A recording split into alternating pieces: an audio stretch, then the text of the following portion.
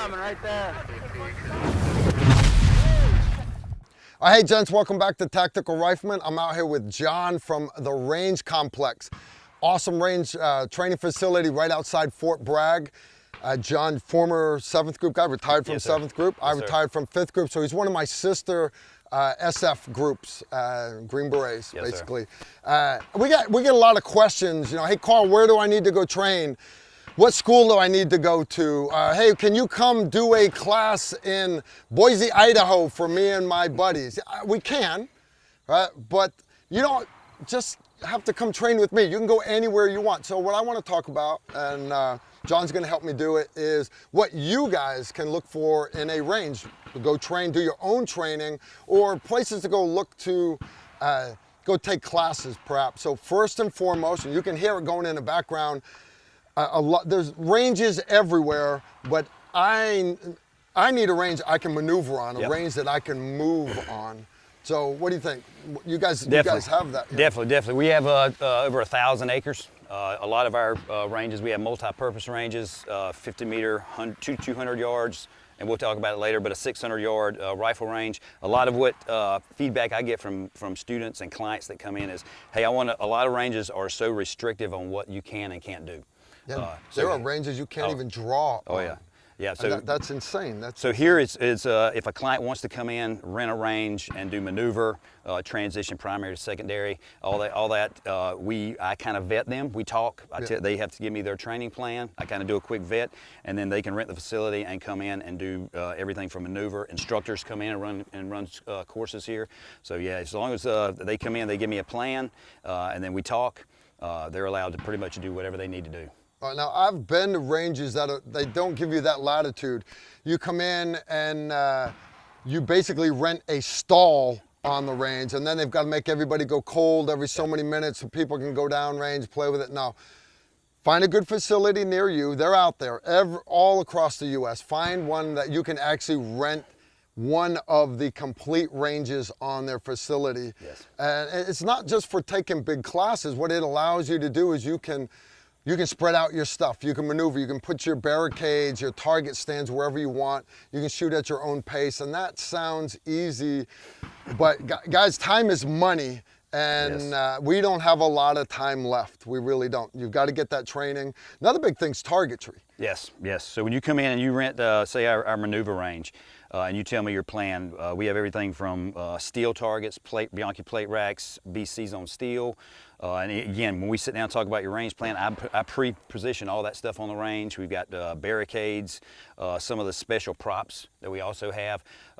We don't necessarily get into tactics unless you come to one of our courses, but we have where you can, we teach shooting around vehicles, using hard points on the vehicle. Yeah. So we do have those available also. So he touched on barricades or the facades. Some ranges have them, but again, some ranges restrict you to just firing from a firing line. Yeah. Sounds so easy. All the websites look awesome. If you ever gone to a range website, it's perfect. It really is. Now, get out there, look at it. Look at the satellite imagery. Can I go down range? Can I maneuver around stuff? They've got all the props in the facades here. Yeah, I've got my own barricades that I can fold down and put in the Suburban for classes. You don't need that. If you find a range that you can actually, they have all that stuff there. Another big thing for me, my sniper background, I like precision rifle. Yes, sir. Not all facilities have that ability. Now, to do precision rifle, guys, you do not need a 1 mile range. You saying you knock down a plate at a mile, whoop-de-doo. I'm a member of the 1 mile club. Who cares? But you need 500 meters to really get into winds, things like that. So you agree? Yes, sir. And we've got a super 600-yard rifle range. We've got steel from already pre-posed steel, BC and gongs all the way out to the 600. With a future plan to push that out to 1,000. But like you said, we have some of our instructors that come in, PR course instructors, wind reading, and I know we're going to get into the course stuff later. But yeah, all that, when you, in conjunction with our, you can rent the range for maneuver. We do have a public range on the weekends for people just getting in. All that, 600% in firearm sales in the last 6 months. Without a doubt. So we do have that where you can rent your stall, like you said, that if you're just getting into it, getting familiar with it before you come and take a course, we have pretty pretty much all that. But yeah, we definitely hit the precision rifle stuff.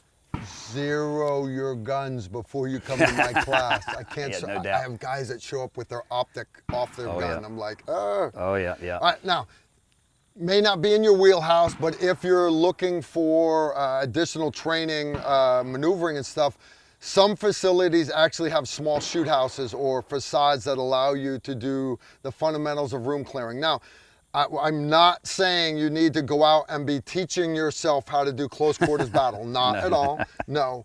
But again, if you have that department and that you need to start working on your high-risk warrants, or if you're that military unit, that special ops unit, any kind of unit that's looking for, hey, we can't get the ranges on Fort Bragg, or we can't get the ranges at Fort Stewart, wherever you're at.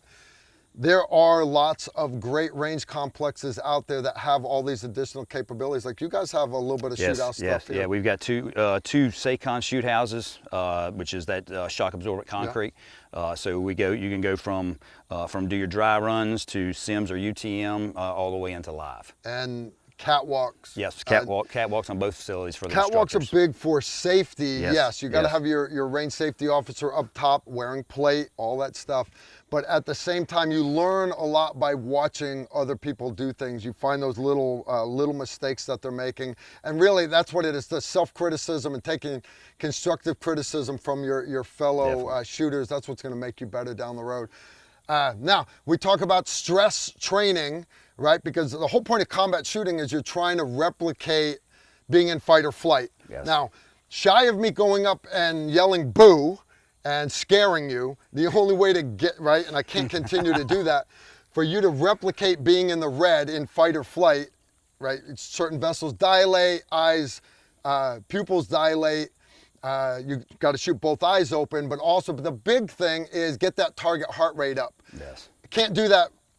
I can't replicate the fear, but we can replicate getting that target heart rate up. So being able to have a maneuver area or obstacle courses. Yes, definitely. Yeah, get out there around the range. Just understanding, don't make your guns hot till you get the firing line. But a lot of your larger facilities, while you're driving around them, you'll see that there are basically obstacle courses. These are good for just getting your heart rate up, doing that little stress test at the end of the day.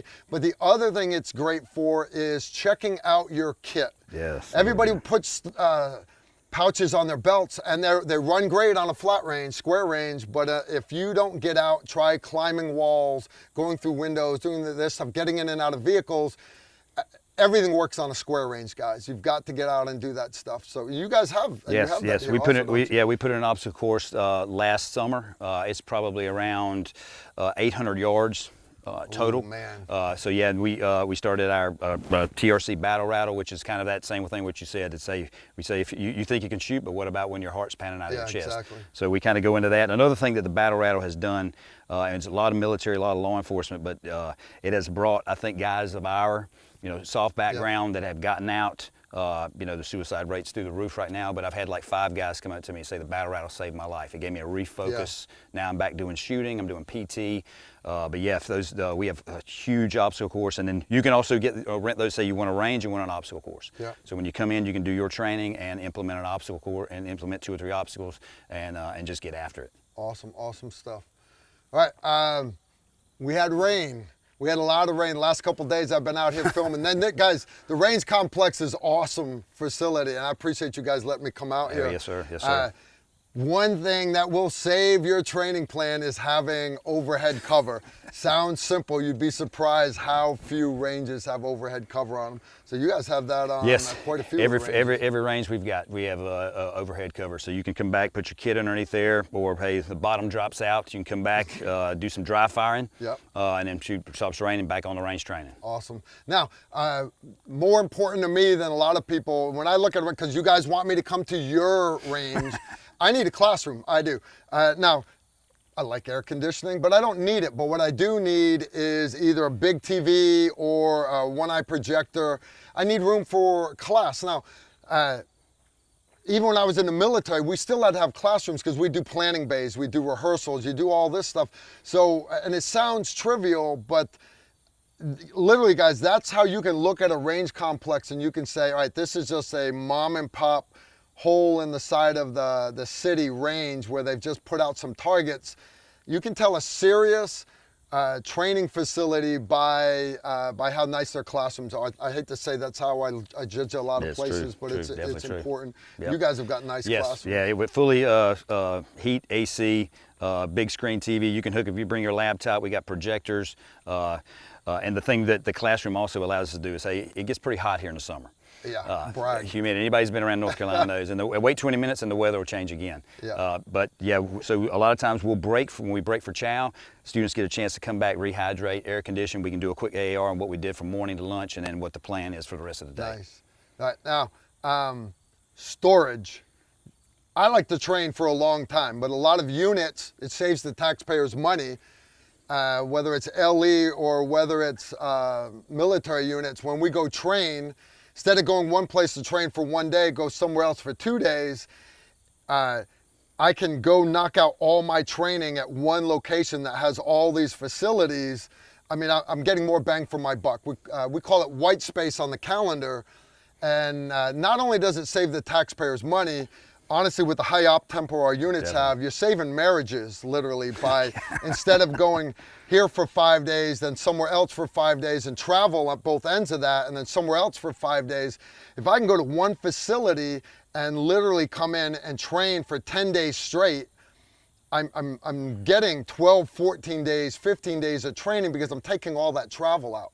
Sounds trivial, but literally training in one location. Now, in order for me to do that, I have to have storage because I need to be able to go out and drink and eat at night and drink some more. So how do I do that? I need to be able to lock up all my guns, I need to be able to lock up all my ammo. So what we look for is, people call it an armory or storage. Yep. You've got to have certifications to do that in order for your unit, whether it's your city police department, your SWAT team, whether it's your military unit.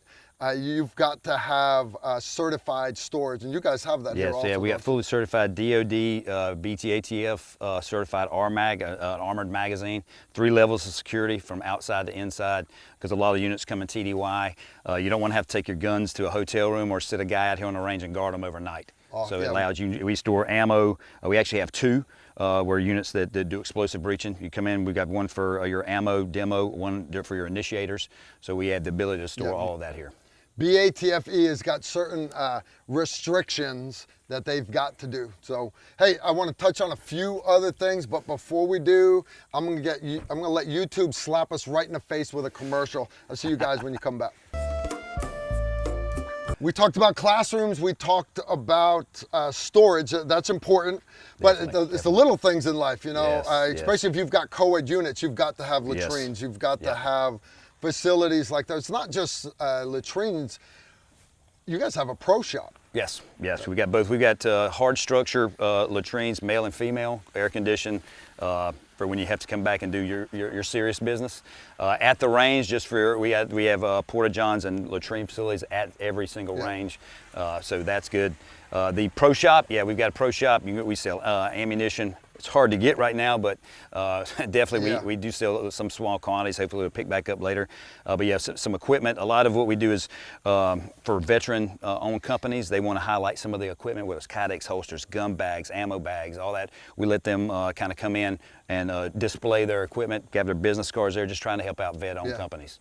No, it's awesome. Guys, now, it sounds trivial, right? Well, okay, they got a pro shop. They're not trying to sell golf balls. No. Literally, you'll get them. Now remember, you've traveled all this way out to the range and you get out there and you go, we literally forgot paper targets. Yes. No, what are you gonna do?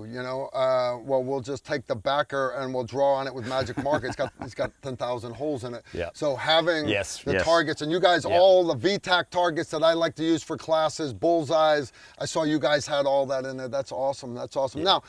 Now, that's what I look for at a range, because that's important, because you guys want me to train at places closer to you, and I'm willing to do that. I will travel to certain parts of the U.S., so I am interested in that. You guys aren't looking for places to teach classes. What you guys need to be looking for are those facilities that also teach classes, because as much as I want you guys to train with me, at the same time, I'll tell you, I'm just a regular guy. I'm passionate about teaching, but I'm not the only one that can teach, not at all. I encourage you guys to take classes from other fine instructors like John here. Now, so when you're looking for that, when you go to their website of whatever facility you're looking at, look and see what kind of courses they offer, because a lot of your smaller places, all they do is the basic NRA this, or they do the concealed carry license for just that state. And you need that. I got that. You need that. All new shooters need that. But to really spot that awesome range facility, that you can really just at the website look and see, hey, judge it by the courses that they offer. You guys offer a bunch of classes. Yes, and we get a lot of, that we have the public range on the weekend. Folks come in, they've just purchased a firearm, and maybe they're not really internet savvy. We give them a little flyer, say, hey, here's where we're at on the internet, and these are all the courses we actually teach. It's probably, if you go on the web, I think we've got about 30 different actual courses, and then the instructors that actually teach those courses. And as well as I do, there's a lot of people out there that don't really have the background for what they're trying to teach. And some of them, they have the background. Just because you're a great operator does not make you a great instructor. Yes. And even if you were a Green Beret, a great instructor, doesn't necessarily mean you're great at teaching the civilian side of the house. It definitely, it takes years to develop that. Hey, I can look at somebody, and the biggest thing, dealing with going from the military to teaching outside and is, hey, what's your delivery method? Mm-hmm. How can you look at somebody and get them from point A to Z with a minimum amount of bullets, because they're paying for everything out of pocket. It's not, we don't throw it off the 5-ton and hey, start loading mags. But here is our methodology is brilliance in the basics. Same way we were trained. We were known as the land of the 25-yard bull. Because those that could run courses at 5 and 7 yards, it's not going to show you at 5 and 7 yards your flaws and your fundamentals. So, and we get into advanced shooting. Hey, it's just brilliance in the basics. It's being able to apply the fundamentals. Apply the fundamentals and different applications. Awesome. What are some of the different classes that you guys offer? Yes, we just do just pistol, pistol carbine. Yeah, we do. We start out with your basic level 1 pistol, then we go to a 2-day tactical. And the tactical, it used to be called level 2. I kind of changed the name of it because everybody's got a different definition of tactical. Tactical is a black Velcro and kit and all that good stuff. So my thing is, hey, my definition of tactical is I'm going to cause you to think. So we're going to refresh the fundamentals, and then I'm going to start running you through applications of the fundamentals, and I'm going to make you solve problems as you go. So that's kind of the why we changed that to a 2-day tactical. And we do a stress test at the end of that one, so we're going to get your heart rate up. But it'd be a pistol, rifle, precision rifle. We actually have a wind reading class from a retired SMU guy that he's won 4 or 5 different national championships, long gun. He's a proof research sponsored shooter. A lot of our instructors, the clients will come in and they'll say, hey, whether it's an SF team, hey, I want a tier 1 instructor. We have the capability to reach out to those guys that are a contract for us and bring those in. So every single client that calls, we modify and make sure they get exactly what they need. Awesome. Oh, John, appreciate your time. I appreciate it, brother. Yes, sir. Appreciate your time. All right, so the basics, all right, but literally, it's not just as easy as find your local range. Take a couple extra minutes on the internet, find that local range complex near you, get one that has the requirements that you need, because you know what you need. I don't know what you need, all right? And if you can't find one in your area, I'm here to tell you, if you're anywhere within 1,000 miles of Fort Bragg, you need to check out the range complex out here. Please do. This place is phenomenal, and you might be seeing us doing some classes out here. Anyways, that's all I got. You guys know the deal. Leave some questions below, comments, and when's the next battle rattle? October 3rd, here coming up next week. It's actually going to be it's the anniversary of Mogadishu. So we're actually going to have, every stage is going to be named after an operator or ranger that was killed from Task Force Ranger. And we're going to have a big ceremony at the beginning of the match to kind of kick that off. So it should be a good time. Awesome. Check it out, guys. If you can't make this one, maybe you can make the next one. And you know the deal. Y'all take care and shoot straight.